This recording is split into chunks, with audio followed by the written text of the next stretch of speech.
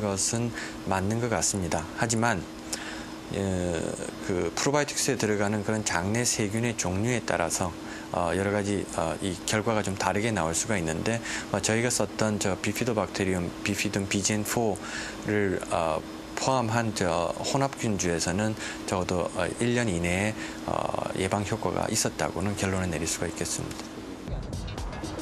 장내 세균에 관한 연구가 활발히 진행되고 있는 호주. 시드니의 한 소화기 질환센터. 이곳에선 장내 세균을 좀 더 직접적으로 치료에 응용하고 있다. 보로디 교수를 찾은 환자는 꽤 오랫동안 만성 대장염을 앓아왔다.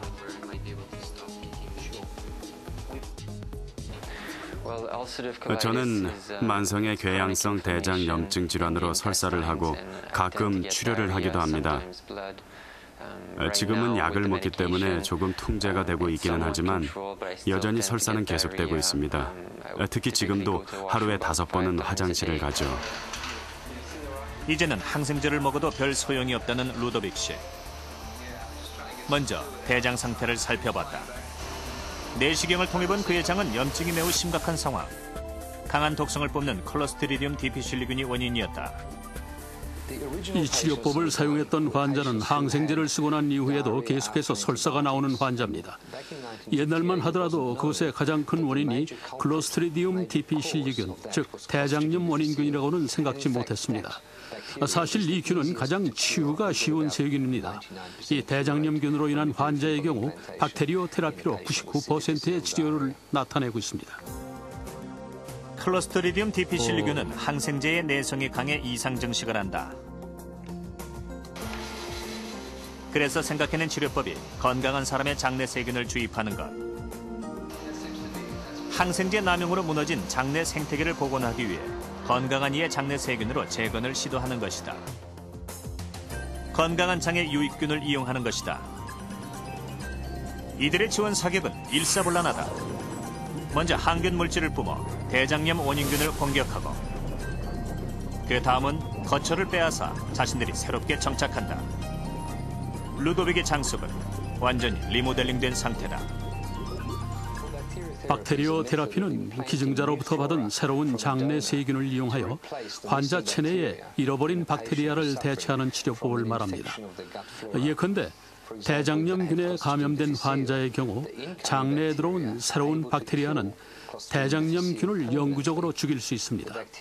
여기에 환자의 체내에서 사라진 구성 요소를 새롭게 심어주어 환자는 건강을 회복할 수 있게 됩니다. 시술을 마친 루도빅 씨는 이제 앞으로 열흘 정도 통원 치료를 받게 될 것이다.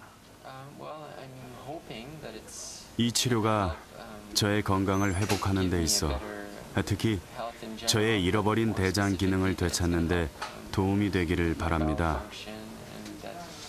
효과 없는 병원 처방약을 앞으로 영구히 끊을 수 있기를 바랍니다. 이러한 치료법은 항생제로 더욱 망가진 대장염 치료에 유력한 대안이다. 마지막 통원 치료를 마친 루도빅 씨. 그의 대장염은 깨끗하게 완치됐다. 장내 세균이 그에게 건강과 활력을 되찾아준 것이다. 배양에 성공한 유산균으로 치료를 하는 것도 있다.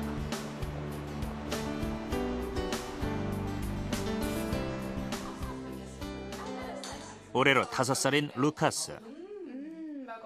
중이염을 앓으면서 청력까지 문제가 생겼다. 엄마가 루카스의 코에 틈틈이 뿌려주는 것. 이건 역시 세균의 일종이다.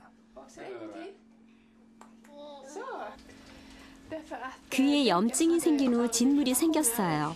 그 때문에 청력에 약간 이상이 생겨서 듣는 게 어려워졌어요. 듣는 게 힘들어지면 말 배우는 것도 문제가 생기니까 더 잘 듣고 더 말을 잘하기 위해서 치료를 받기로 했어요. 스웨덴의 룬드비 병원. 루카스의 중이염 치료를 맡고 있는 곳이다. 중이염은 소화질환 중에서도 가장 흔한 질환이지만 악화될 경우 청력을 잃을 수도 있다. 때문에 루카스의 치료는 시급한 상황. 귓속 염증을 유발한 원인균은 스트랩토코커스 뉴모이나균. 이 균 역시 항생제의 내성이 강하다. 이에 스티그 교수는 새로운 치료법을 시도하게 되는데 바로 유산균의 항균 작용을 이용하는 것이다. 중이염에 맞서게 될 유산균은 알파 스트랩토코사이. 유산균의 일종인 알파 스트랩토코사이에 대한 연구를 시작한 이유는 중이염 치료 이후에도 목과 귀에 반복적으로 염증이 생긴 환자가 증가를 했기 때문입니다. 그 환자들은 큰 내성을 가지고 있어서 항생 물질을 투여할 때마다 정상적인 박테리아를 죽이게 됐습니다. 그래서 내성 박테리아를 죽일 수 있는 효과적인 박테리아를 찾게 되었습니다. 루카스의 귀로 들어간 유산균 알파 스트랩토코사이는 중이염의 원인균만을 공격한다. 그 무기는 박테루신이라 불리는 항균 물질인데 항균력이 매우 강해 그 원인균은 즉시 사멸한다. 유산균의 활약 덕분에 루카스의 중이염은 완치됐다. 코에 뿌리는 이 스프레이에 함유된 특별한 성분은 귀에서 나는 진물을 치료하는 데 매우 효과가 있었어요. 그리고 루카스가 완전히 건강을 회복해서 우리는 아주 만족스러워요. 현대의학에 있어서 새로운 화두로 떠오르고 있는 박테리오 테라피. 흔히 세균이라 하면 질병의 원인이라 생각하지만 우리 건강을 돕는 최전방 전사 역할도 하고 있다. 무병장수는 인간의 오랜 소원이죠. 뒤에 걸린 이 사진들은 이 100세를 훨씬 넘은 세계적인 장수 노인들입니다. 아직도 웬만한 일들은 손수 처리할 만큼 건강한 생활을 하고 있습니다. 그렇다면 이들의 장수 비결은 과연 무엇일까요? 그들이 꼽는 비결 중에는 눈길을 끄는 공통점이 있습니다. 아주 어릴 때부터 항상 그들의 식탁 한쪽을 차지하는 한 음식입니다. 카스피해와 흑해 사이에 뻗은 코카서스 산맥에 위치한 아제르바이잔. 이곳은 세계 3대 장수 마을 중 한 곳이다. 그 명성답게 이곳 마을 사람들의 수명은 100세가 넘는다. 이분은 우리 마을에서 가장 오래 살았죠. 아마 세계에서 가장 오래 산 분일지도 모릅니다. 168세였어요. 여기를 좀 보시죠. 마을의 장수박물관에서는 이곳의 생활을 엿볼 수 있는데 그야말로 무병장수가 실현되고 있다. 천혜의 혜택을 고스란히 간직한 평화로운 마을. 가족, 친구와 어울리는 것을 좋아하고 차를 자주 마신다.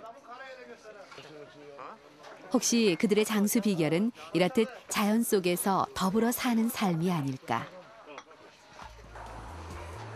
그러나 마을 사람들이 장수 비결로 꼽는 것은 따로 있다. 바로 그들만의 전통 음식.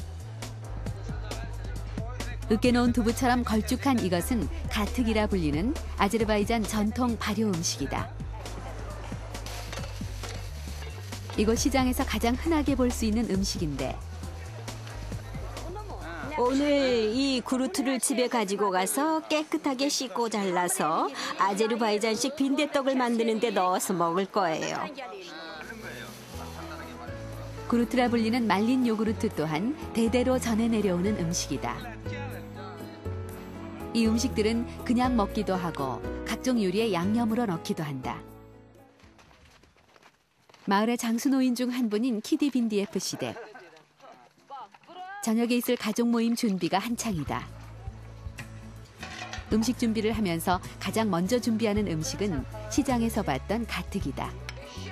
이 마을의 안악들은 누구나 가특을 만들 줄 안다. 가족들이 모두 모인 저녁. 이들의 상차림은 간소하다. 올해로 107인 빈디에프 씨. 아이를 돌볼 만큼 건강하다. 다양한 형태의 전통 발효 음식은 고기와 빵과 함께 이들의 주식이다. 우리의 김치처럼 늘 식탁 위에 놓인다. 물론 빈디에프 할아버지 역시 한 끼도 가특을 빼놓은 적이 없다. 가특은 노화를 막고 질병을 예방한다고 믿기 때문이다.